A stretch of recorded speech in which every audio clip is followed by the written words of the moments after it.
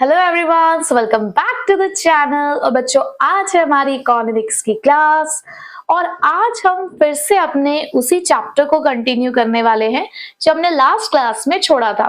Last class में हमने transfer income, factor income, इनका डिफरेंस सीखा और फाइनल गुड और इंटरमीडिएट गुड का डिफरेंस सीखा। एंड आई होप कि ये दोनों ही कंसेप्ट आपको बहुत अच्छे से समझ आ चुके होंगे और आप लोगों ने क्वेश्चंस की प्रैक्टिस भी की होगी। देखो बच्चों, मैं एक चीज आपको कहना चाहूंगी कि अगर आप फॉलो अप नहीं करोगे, अगर आप साथ साथ प्रिपरेशन नहीं करोगे तो at the end of the unit आप कुछ कुछ कंसेप्ट्स को भूल जाएंगे। ठीक है, क्योंकि यहाँ पर हमारी जो इकोनॉमिक्स है वो बिल्कुल भी ऐसी नहीं है कि आपको जस्ट रट्टा मारना है। यहाँ पे आपको कॉन्सेप्ट्स को समझना है। ठीक है, और कॉन्सेप्ट्स को आप तभी समझ पाएंगे जब मेरे समझाने के बाद उसको आप एक बार खुद भी स्टडी करेंगे, उस पर प्रैक्टिस करेंगे। ठीक है बच्चे, क्योंकि ये वाला जो हमारा चैप्टर है ये एक न्यूमेरिकल चैप्टर है।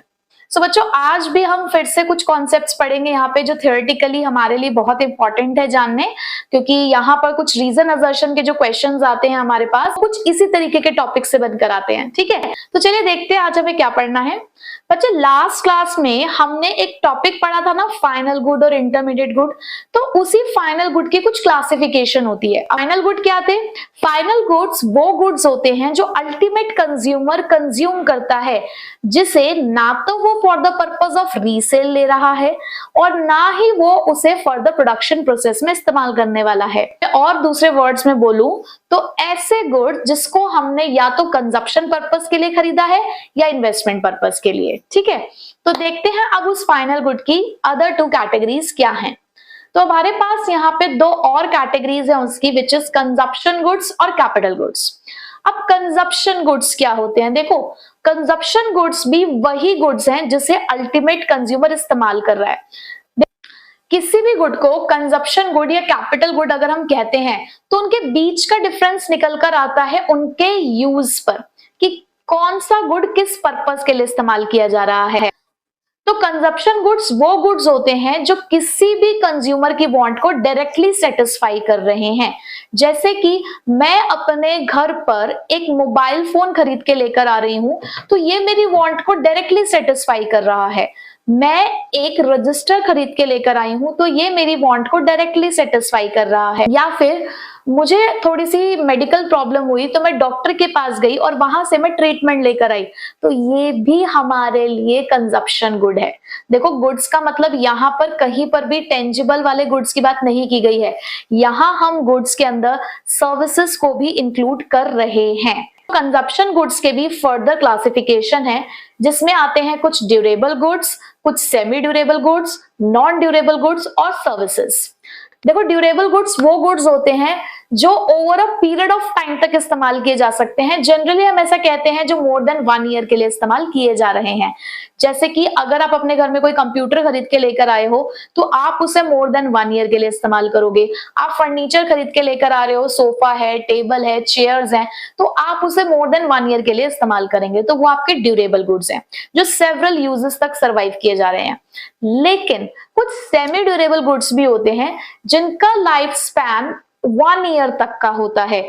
जैसे कि कपड़े, हम अगर कपड़े खरीदते हैं, हाँ ठीक है, हम मोर देन 1 ईयर के लिए भी कपड़ों को इस्तेमाल करते हैं, ऐसी बिल्कुल भी बात नहीं है, बट जनरली हम ऐसा मानकर चल रहे हैं कि जो उनका यूज का जो ड्यूरेशन है वो ड्यूरेबल गुड्स से थोड़ा कम होता है। ठीक है, तो कपड़े हो गए, शूज हो गए, ये कुछ ऐसे एग्जाम्पल्स हैं ड्यूरेबल गुड्स से कम यूजेस तक सर्वाइव हो पाते हैं। ठीक है, उसके बाद आते हैं हमारे नॉन ड्यूरेबल गुड्स। अब नाम से ही पता चल गया है कि नॉन ड्यूरेबल है। नॉन ड्यूरेबल का मतलब क्या है कि ये ऐसे गुड्स हैं जिनका जो लाइफ स्पैन है वो बहुत ही कम होता है। नॉन ड्यूरेबल गुड्स के अंदर हम लोग मिल्क, ब्रेड, इस तरीके के गुड्स को, या वेजिटेबल्स, इस तरीके के गुड्स को हम यहाँ पे इंक्लूड कर सकते हैं जिनका लाइफ स्पैन सेमी ड्यूरेबल से कम होता है। ठीक है, उसके बाद सर्विसेज, जैसे कि आप टीचर की सर्विस ले रहे हो, डॉक्टर की सर्विस ले रहे हो, लॉयर की सर्विस ले रहे हो, तो ये सर्विसेज क्या है कि जब तक एक पेशेंट बैठा है, देखो डॉक्टर के सामने, उसने सर्विस ली तो वहां पर उसका टाइम स्पेन वहीं पर खत्म हो गया। ठीक है, आप एक टीचर के पास गए, आप जब तक पढ़ रहे हो तब तक आप उसके सर्विसेज को क्या कर रहे हो, अवेल कर रहे हो। तो इस तरीके के गुड्स हमारे कंजप्शन गुड्स कहलाते हैं जो डायरेक्टली किसी भी कंज्यूमर की वांट को सेटिस्फाई करते हैं। ठीक है, और देखो यहां पर कहीं पर भी प्रोडक्शन प्रोसेस नहीं है। वहीं पर अगर अब मैं कैपिटल गुड्स की बात करूं तो कैपिटल गुड्स वो कैटेगरी है फाइनल गुड्स की जो प्रोडक्शन करने में मदद कर रहे हैं, अदर गुड्स और सर्विसेज के प्रोडक्शन में मदद कर रहे हैं। अब यहाँ पे कहीं ना कहीं आपके माइंड में एक क्वेश्चन अराइज होगा कि अगर ये फर्दर प्रोडक्शन में हेल्प कर रहे हैं तो क्या ये इंटरमीडिएट गुड्स नहीं होने चाहिए?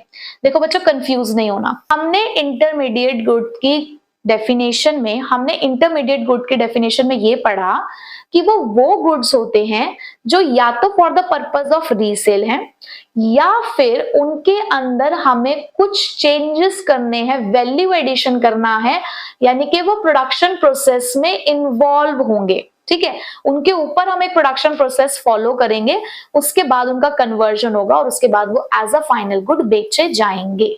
ठीक, अब यहां पर अगर मैं कैपिटल गुड की बात करूं जहां पे मैं कह रही हूं कि वो फर्दर प्रोडक्शन में इस्तेमाल होंगे, तो जैसे कि आप अपनी फैक्ट्रीज में मशीनें खरीदते हो।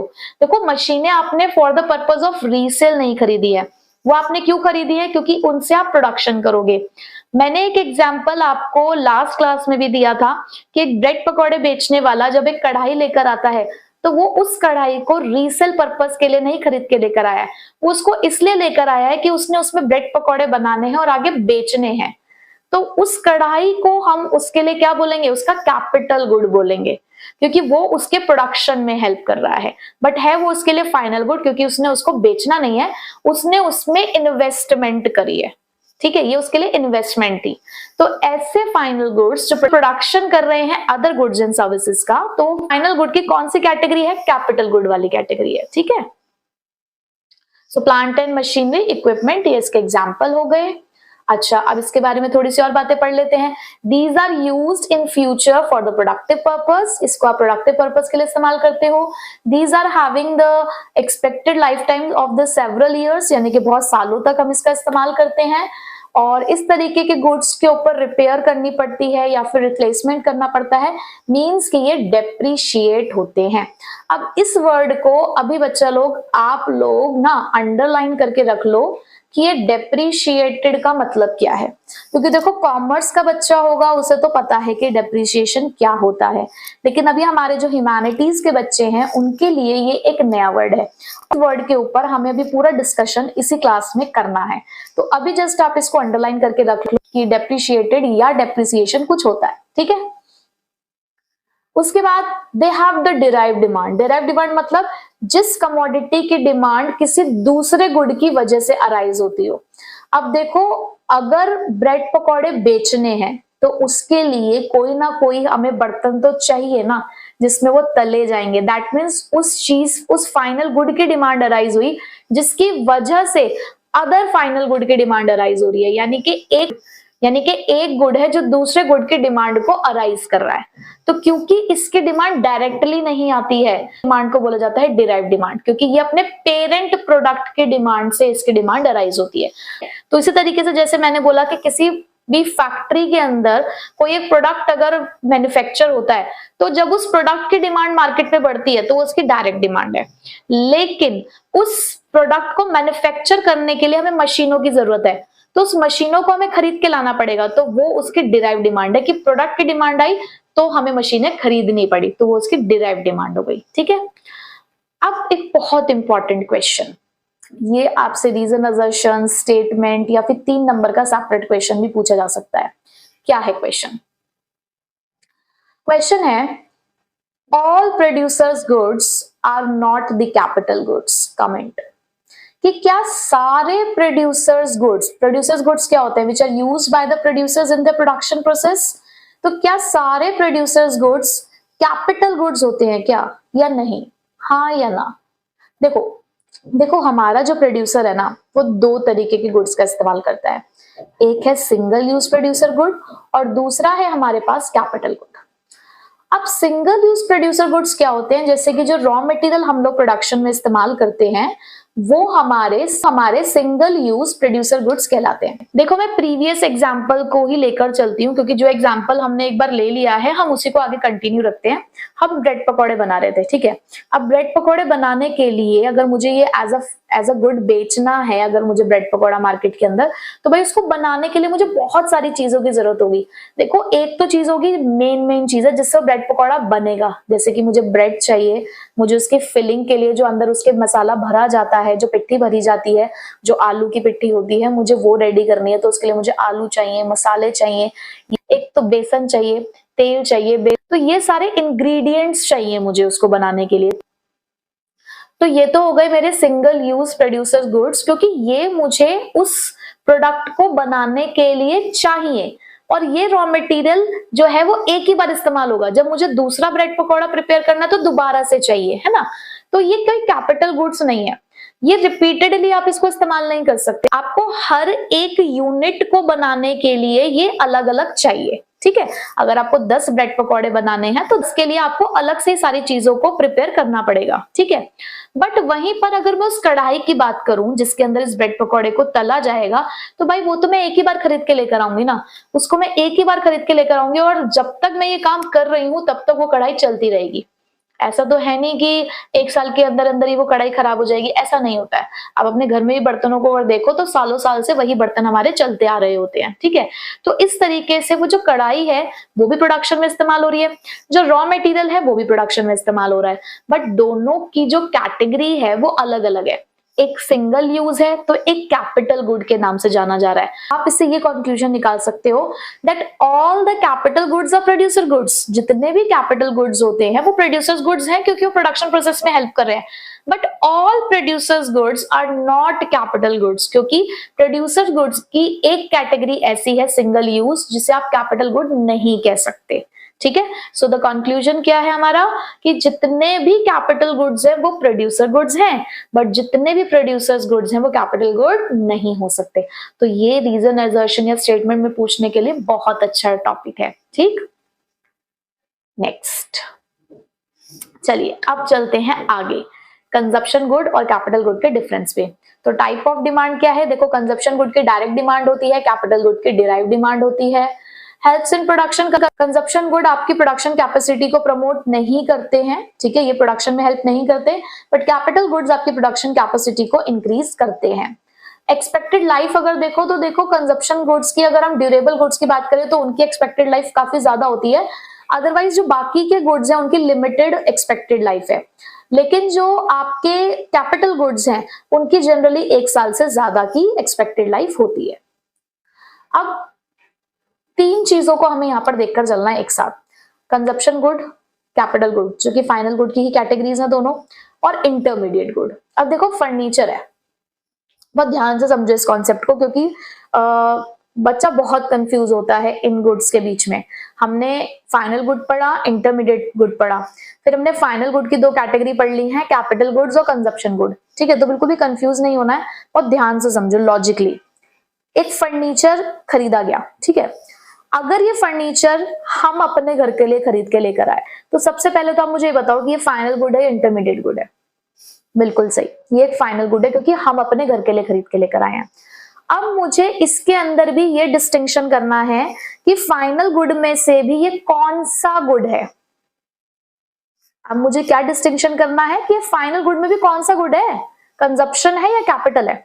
तो अब मेरा माइंड जाएगा इसके डेफिनेशन पे, इसके यूसेज पे, कि कंजप्शन गुड डायरेक्टली वांट को सेटिस्फाई करते हैं, but capital good further production में हेल्प करते हैं।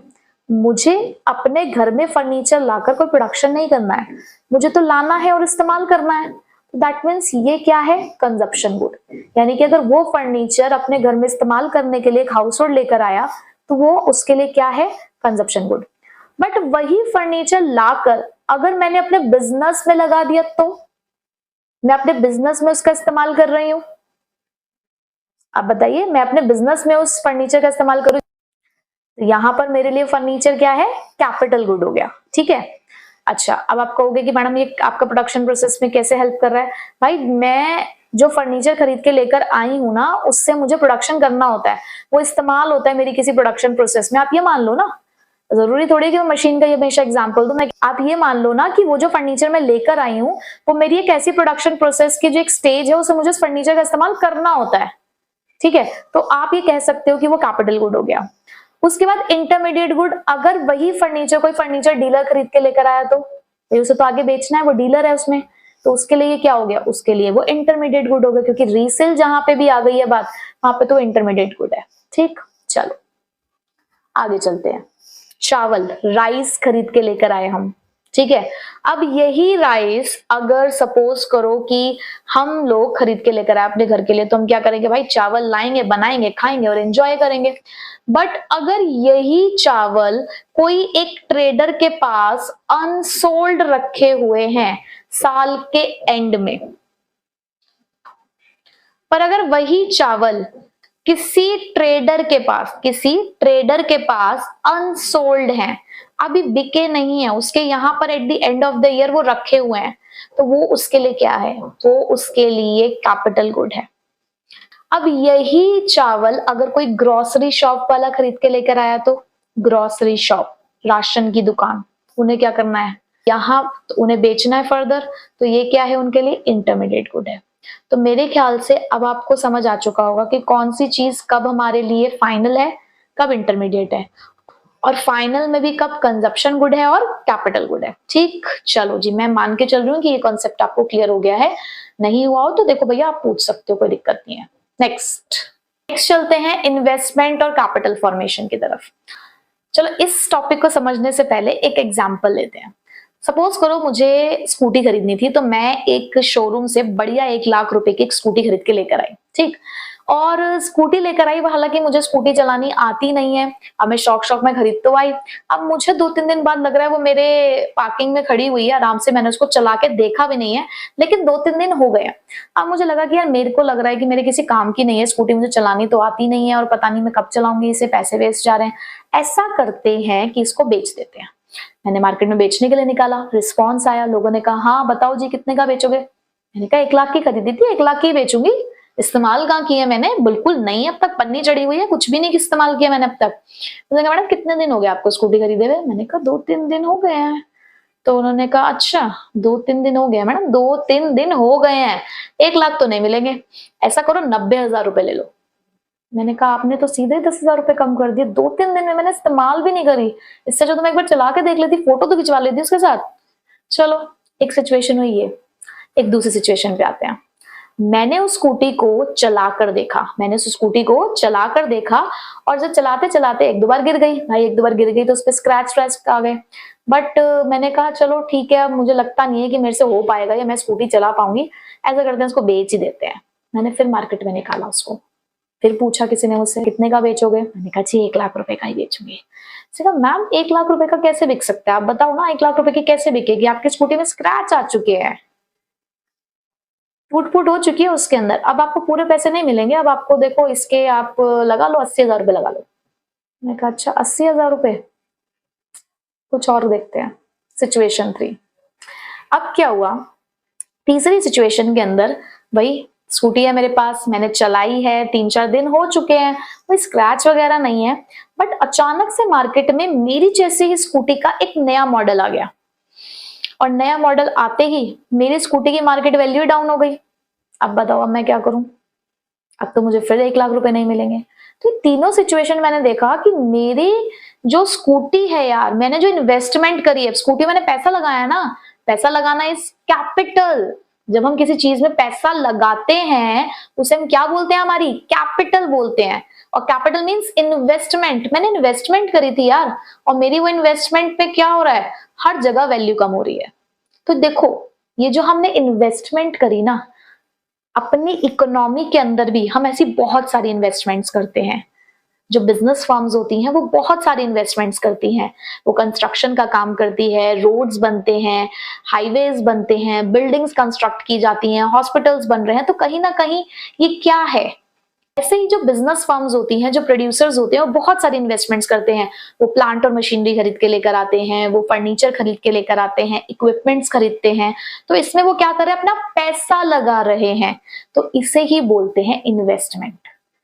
तो इन्वेस्टमेंट क्या हुआ, it refers to the addition to the capital stock of an economy, कि पहले से भी कुछ हमारे पास कैपिटल लगी हुई है, उसमें हमने और एडिशन किया, तो इसे इन्वेस्टमेंट या कैपिटल फॉर्मेशन कहते हैं। अब यही इन्वेस्टमेंट हमारे पास 2 तरीके की है, ग्रॉस और नेट। ग्रॉस और नेट। अब मैं बहुत सिंपल लैंग्वेज में आपको बता देती हूँ कि ग्रॉस क्या है और नेट क्या है। मेरी ही एग्जांपल पे चलो, जब मैंने आपको कहा कि मैं स्कूटी खरीद के लेकर आई, मैंने 1 लाख रुपए लगाए उसमें, तो वो मेरी ग्रॉस इन्वेस्टमेंट है। लेकिन जो तीनों सिचुएशन में मुझे पैसा मिल रहा है ना, एक में 90, एक में 80 और एक में मैं मान के चल रही हूँ कि 85,000 रुपीज मार्केट वैल्यू हो गई, तो वो है मेरी नेट इन्वेस्टमेंट। तो नेट इन्वेस्टमेंट का मतलब क्या है कि कुछ फॉल हो रहा है, कुछ माइनस किया जा रहा है, तब जाके नेट इन्वेस्टमेंट आ रही है। तो मैंने जो आपको ये बोला, पहली सिचुएशन में मैंने आपको क्या बोला कि क्यों मेरी स्कूटी की वैल्यू कम हो गई, क्योंकि टाइम हो चुका था मुझे उस एसेट को खरीदे हुए, क्योंकि उस इन्वेस्टमेंट को किए हुए क्या हो चुका था, मुझे टाइम हो चुका था। ठीक। दूसरे केस में टूट फूट हो गई थी, वियर एंड टीयर। दूसरे केस में इस्तेमाल करते करते उस एसेट में वियर एंड टीयर हो गया। तीसरे केस में टेक्नोलॉजी चेंज हो गई, आउटडेटेड हो गया मेरा मॉडल स्कूटी का, तो इस वजह से मुझे यहां पर पैसा कम मिल रहा है। तो ये जो मेरे एसेट की वैल्यू में फॉल आ रहा है ना, ये जो मेरे एसेट की वैल्यू कम हो रही है, मेरी इन्वेस्टमेंट की वैल्यू कम हो रही है, इसे ही बोलते हैं डेप्रिसिएशन। और ग्रॉस और नेट के बीच का डिफरेंस होता है डेप्रिसिएशन। अभी मैंने कहा था ना कि डेप्रिसिएशन में पूरा डिस्कस करना है हमें, आगे वही बात। तो डेप्रिसिएशन क्या है? It is the difference between gross and net investment, और you can say depreciation is the fall in the value of fixed tangible assets with the passage of time, with the usage and with the change in the technology. तो ये 3 कारण हैं कि क्यों एक asset की value कम हो जाती है। ठीक है, तो देखो आप डेफिनेशन। तो gross investment is the addition to the stock of capital before making allowances for depreciation, यानी कि डेप्रिसिएशन से पहले जो वैल्यू है वो ग्रॉस है। जैसे मैंने स्कूटी में इन्वेस्टमेंट करी 1 लाख की, वो ग्रॉस इन्वेस्टमेंट है। So it is a total expenditure, ये टोटल खर्चा है जो मैंने उस कैपिटल गुड को खरीदने पे खर्च किया। नेट इन्वेस्टमेंट, एक्चुअल एडिशन जो मैंने अपने कैपिटल स्टॉक पे किया एक given period of time. Actual investment मतलब जो डेप्रिसिएशन के बाद हाथ में मेरे पैसा आ रहा है, वो 90,000, वो 80,000, वो मेरी नेट इन्वेस्टमेंट है। तो देखो आपको यहाँ पर मैंने फॉर्मूला भी लिख दिया, अभी बहुत चर्चा होगी इन सब चीजों के ऊपर जब न्यूमेरिकल करेंगे। ठीक है, तो नेट इन्वेस्टमेंट कैसे निकलती है? जब ग्रॉस में से डेप्रिसिएशन माइनस हो जाता है। अब डेप्रिसिएशन में पूरा आपको यहाँ पे पढ़ा चुकी हूँ, तो बस एक बार रीड कर लो। इसे कंजप्शन ऑफ फिक्स्ड कैपिटल भी कहते हैं, रिप्लेसमेंट कॉस्ट भी कहते हैं।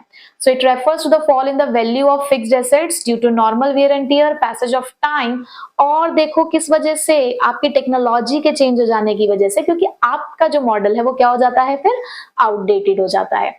तो ग्रॉस वैल्यू कैसे निकलती है? Net value plus depreciation. बच्चे ये चीज एक बार करेक्ट कर लीजिएगा, ये आप करेक्ट कर लो, ये नेट वैल्यू प्लस डेप्रिसिएशन है। ठीक है, ग्रॉस वैल्यू कैसे निकलती है? नेट वैल्यू प्लस डेप्रिसिएशन, वो गलती से रह गया होगा, आप इसको करेक्ट कर लीजिएगा। ठीक, ओके, आगे चलते हैं कॉजेस पे। कॉजेस वही, नॉर्मल वेयर एंड टियर, टूट फूट हो जाने की वजह से, यानी कि इस्तेमाल की वजह से, पैसेज ऑफ टाइम, वक्त रहते रहते इस्तेमाल करते करते। एक्सपेक्टेड ऑब्सोलेसेंस का मतलब क्या होता है कि आपकी टेक्नोलॉजी चेंज हो गई है इस वजह से। ठीक है, और तीसरा रीजन क्या हो सकता है कि टेक्नोलॉजी चेंज हो गई है। अब डेप्रिसिएशन वर्सेस कैपिटल लॉस क्या होता है? देखो डेप्रिसिएशन तो हमें पता चल गया कि क्या होता है, पूरी डेफिनेशन वही है। कैपिटल लॉस का मतलब होता है कि कुछ अनफोर्सीन कुछ इवेंट ऐसा हो गया है जिसकी वजह से प्रॉब्लम अराइज हुई, जिसकी वजह से हमें नुकसान हो गया, जैसे कि नेचुरल कैलेमिटी आ जाती है, अर्थक्वेक आ गया है, फ्लड आ गया है, तो उसकी वजह से जो हमें नुकसान हो रहा है वो कैपिटल लॉस है। ठीक है, या चोरी हो गई है, कोई एक्सीडेंट हो गया, तो वो सब चीजें कैपिटल लॉस है। देखो डेप्रिसिएशन ना एक एक्सपेक्टेड लॉस है। अगर आपने फिक्स्ड एसेट खरीदा है तो आप इसे लगाएंगे ही लगाएंगे डेप्रिसिएशन को, तो इसके लिए आप प्रोविजन मतलब पहले से ही आप प्रिपेयर रहते हो। बट कैपिटल लॉस एक अनएक्सपेक्टेड इवेंट है, एक अनएक्सपेक्टेड लॉस है, तो इसके लिए ऐसा कोई प्रोविजन हम नहीं बनाते हैं। प्रोडक्शन प्रोसेस, देखो डेप्रिसिएशन ना एक नॉर्मल आपका एक एक्सपेंस है जो आपको चार्ज करना होता है, तो ये हमारी प्रोडक्शन प्रोसेस को खराब नहीं करता है, इससे प्रोडक्शन प्रोसेस पे कोई फर्क नहीं पड़ता है। बट कैपिटल लॉस, देखो नेचुरल कैलेमिटी आ गई है या चोरी हो गया, आपका सामान एक्सीडेंट हो गया, तो ये डायरेक्टली आपके प्रोडक्शन प्रोसेस को अफेक्ट करेगा। ठीक है, तो ये था डिफरेंस। अब आज की क्लास यही खत्म होती है। अब यहाँ तक जो हमने कर लिया है ना, हमने काफी हद तक इसका बहुत सारा थ्योरी पार्ट कवर कर लिया है। अब इसके जो आगे के कंसेप्ट है वो न्यूमेरिकली इस्तेमाल होने वाले हैं, यानी कि अगली क्लास से हम न्यूमेरिकल्स जो सॉल्व करेंगे उससे रिलेटेड चीजों को पढ़ने वाले हैं। तो अगली क्लास बहुत इंपॉर्टेंट होने वाली है, क्योंकि अगर आपने वो बेसिक चीजें नहीं समझी न्यूमेरिकल्स की तो आप नेशनल इनकम के न्यूमेरिकल कभी सॉल्व नहीं कर पाओगे। बच्चे, नेशनल इनकम के न्यूमेरिकल का जो बेस है ना वो स्ट्रांग होना बहुत जरूरी है, और अगर वो आपने स्ट्रांग कर लिया तो आप झट से न्यूमेरिकल सॉल्व कर लोगे, वरना पूरे साल बच्चा नेशनल इनकम के न्यूमेरिकल में परेशान रहता है। तो आप मेरे से जब सीखना है एक बार न्यूमेरिकल्स, आप कभी न्यूमेरिकल में गलती नहीं करोगे। ठीक है बच्चे, तो यहाँ तक के नोट्स प्रिपेयर कर लेना, यहाँ तक का सब अपना प्रिपेयर करके रखो, क्योंकि जैसे यूनिट खत्म होगी हमने रीजन, असर्शन, एमसीक्यू सब करने हैं। ठीक है बच्चे, तो मिलते हैं नेक्स्ट क्लास में। Till then take care, bye bye.